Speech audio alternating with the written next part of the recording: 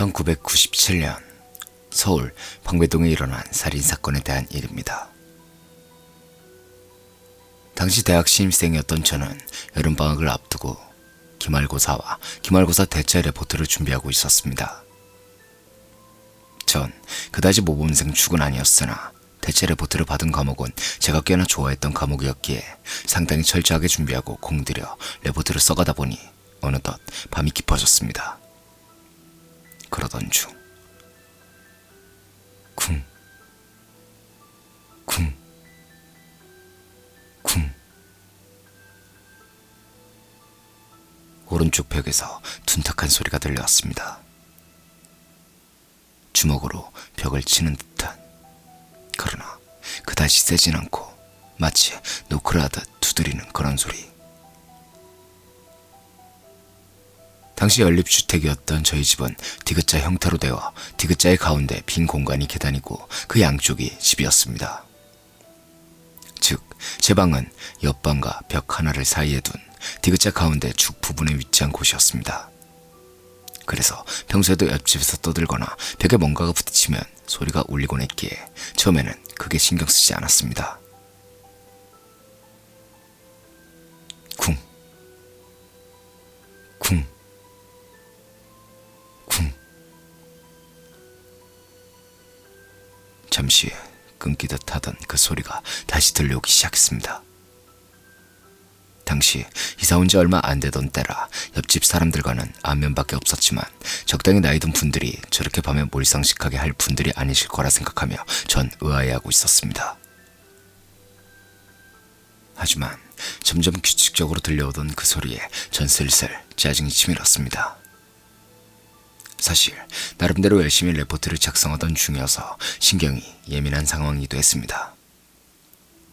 전 신경 끄자 하며 꾹꾹 참고 있는 와중에도 그 두드리는 소리는 계속되었습니다. 쿵, 쿵, 쿵, 쾅. 결국 저는 참지 못하고 주먹으로 벽을 세차게 내리쳤습니다. 분명 옆집에도 크게 울렸을 겁니다. 그리고 작성하던 레포트를 저장하고 제 메일로 발송했습니다. 학교나 어디서건 출력해서 참고하며 뒷마무리를 할 생각이었죠. 그리고 다음날 아침, 밖이 왠지 시끌벅적해서 눈이 떠졌습니다. 새벽 6시경. 무슨 일인가 싶어 문을 열어보자 옆집에 경찰들이 들락거리고 있었습니다. 여기 사십니까? 잠시 실례합니다. 한 형사가 저를 보고는 한쪽으로 데려가서 뭔가 어젯밤 이상한 일이 없었느냐, 무슨 소리를 듣지 못했느냐 등등을 물었습니다. 저는 무슨 일이냐고, 무슨 일인지 알아야 대답을 할 거 아니냐고 했고, 경찰은 잠시 곤란한 표정을 짓더니 이내 자세한 이야기를 해주었습니다.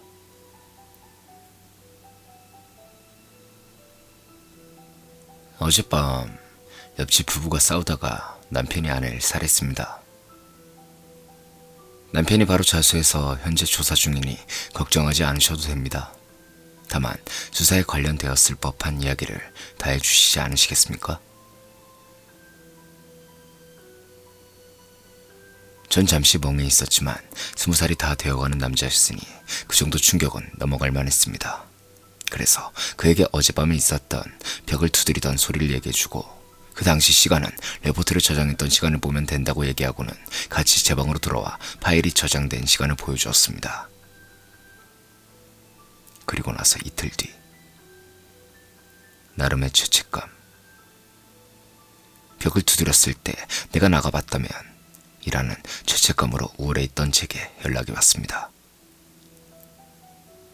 전 BB에 찍힌 번호로 전화를 걸었고 전화를 거니 이틀 전 그 형사가 받았는데 다짜고짜 그 레포트의 저장 시간이 확실한지, 그 시간에 벽을 두드리던 소리가 계속되었는지, 대체 언제부터 얼마나 그 소리가 들렸는지 저번에 이야기한 사실들을 다시 반복해서 확인했습니다. 하지만 제게는 마치 왜 나가보지 않았느냐고 꾸짖듯이 들렸습니다. 그래서 그 소리에 짜증을 냈던 거, 열받아서 벽을 쳤던 일, 짜증난다고 레포트를 저장하고 이불을 뒤집어 쓰고 잠을 청했던 일. 전 다시 한번 반복해서 사건 정황을 진술하다가 죄책감에 오히려 화가 난 저는 소리를 질렀습니다. 똑같은 이야기를 왜 자꾸 반복하게 하느냐고, 왜 사람 속을 뒤집는 거냐고. 그러니까 잠시 곤란한 듯 혀를 차던 형사가 말했습니다.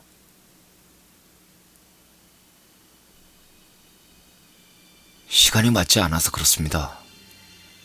부검 결과 사망 시간이 10시경으로 나왔는데 파일이 저장된 시간은 11시 15분이지 않습니까? 남편은 11시가 되기 전에 경찰서로 와서 자수했는데 말입니다.